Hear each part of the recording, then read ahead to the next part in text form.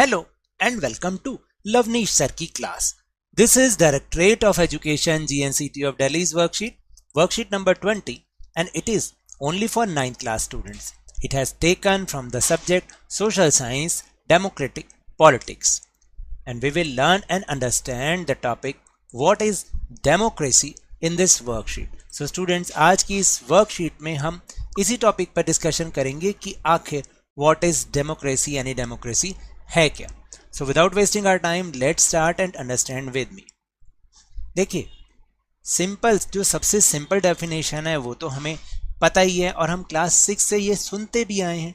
अगर किसी को नहीं पता तो हम एक बार फिर से डिस्कस कर लेते हैं.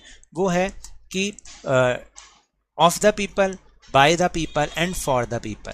यानी डेमोक्रेटिक गवर्नमेंट जो होती है वो ऑफ द पीपल यानी लोगों की होती है, बाय द पीपल यानी लोगों के द्वारा इलेक्ट की गई होती है, एंड फॉर द पीपल लोगों के लिए होती है. तो ये तो बहुत सिंपल डेफिनेशन है. आज हम उसके कुछ और एस्पेक्ट पर डिस्कशन करेंगे. सो देखते हैं एक बार. We identified one simple factor common to all democracies that the government is chosen by the people.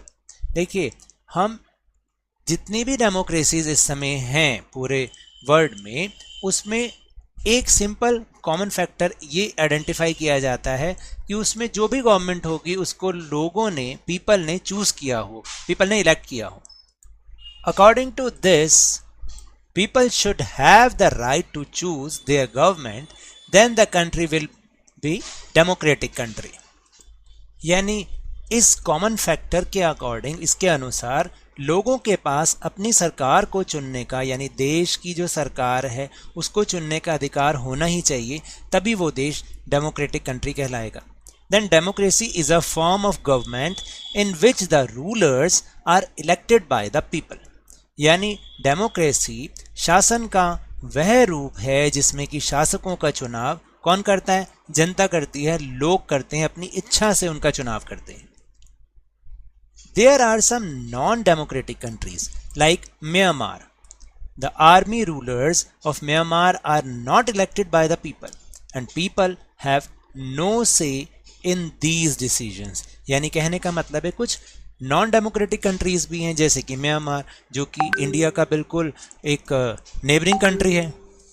यहाँ पर क्या होता है, यहाँ पर जो आर्मी रूलर्स हैं, क्या उनको किसी लोग ने, जो वहाँ की पॉपुलेशन है उन्होंने इलेक्ट किया है? नहीं.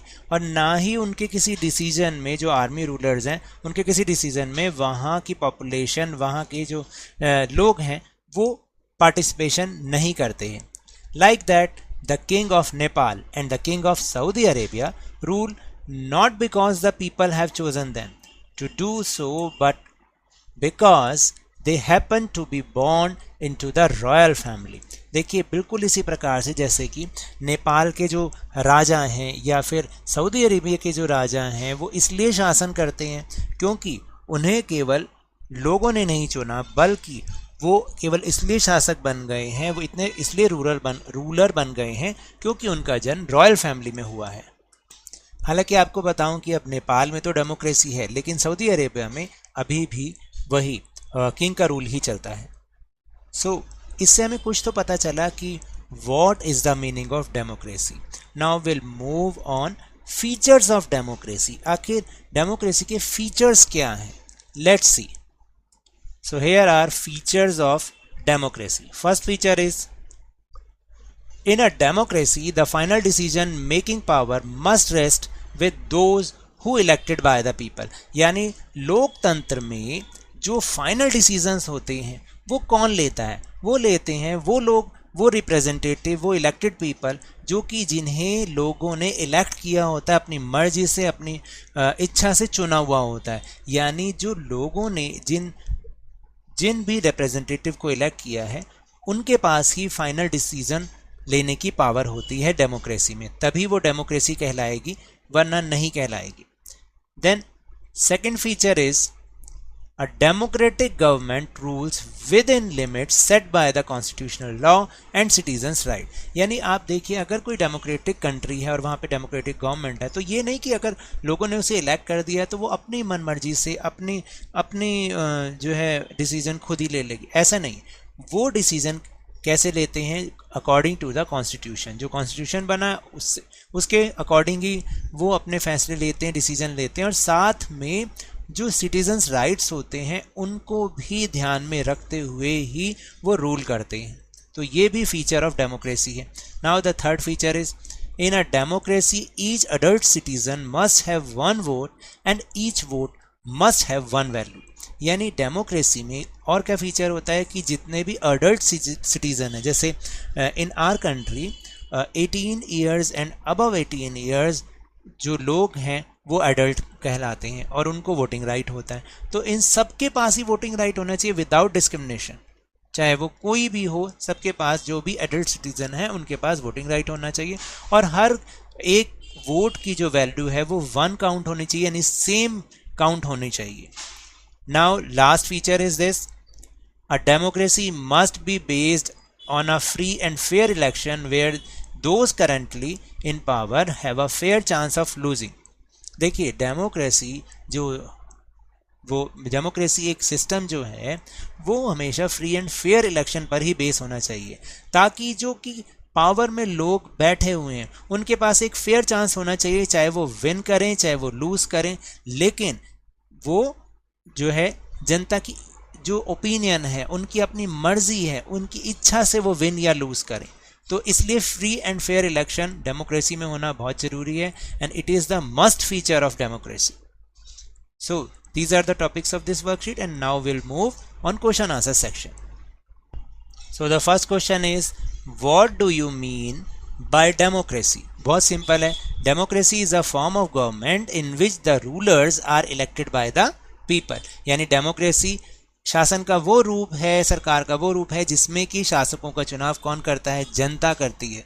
Now second question, mention the name of any 2 non democratic countries, यानी जहां पे डेमोक्रेसी नहीं है, तो they are Myanmar and Saudi Arabia.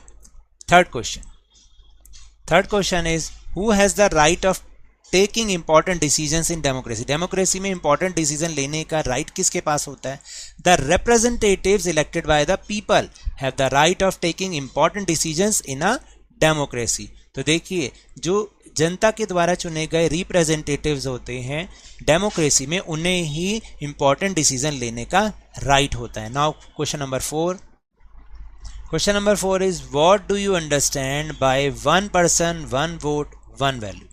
देखिए इसका क्या मतलब होता है, in a democracy each adult citizen must have 1 vote and each vote must have 1 value. यानी डेमोक्रेसी में हर एक एडल्ट सिटीजन के पास वोटिंग राइट होना चाहिए, उसके पास जो 1 वोट का राइट जरूर होना चाहिए कि 1 वोट जो भी उसका वोट हो, सबके पास वोट हो विदाउट डिस्क्रिमिनेशन, और हर वोट की जो वैल्यू है वो सेम होनी चाहिए। ऐसा नहीं कि अगर कोई रिच पीपल है तो उसके 2 वोट्स काउंट होंगे और अगर कोई पुअर पीपल है तो उसके हाफ काउंट होंगे, तो ऐसा नहीं होना चाहिए, है ना।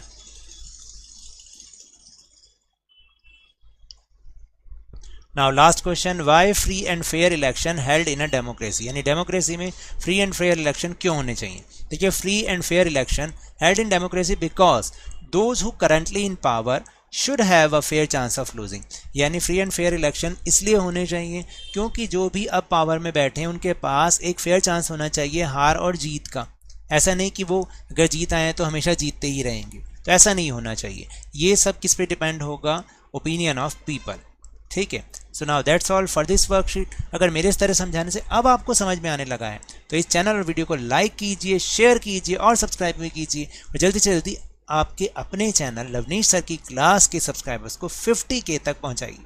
But remember, whenever you will go outside please wear your mask, और जब भी आपकी टर्न है कोरोना की वैक्सीनेशन ज़रूर कराएं, क्योंकि कोरोना को हराना है और ज़िंदगी को एक बार फिर से सुहाना बनाना है, और उसके बाद आप स्कूल भी जाना है। इसी उम्मीद के साथ थैंक यू वेरी मच।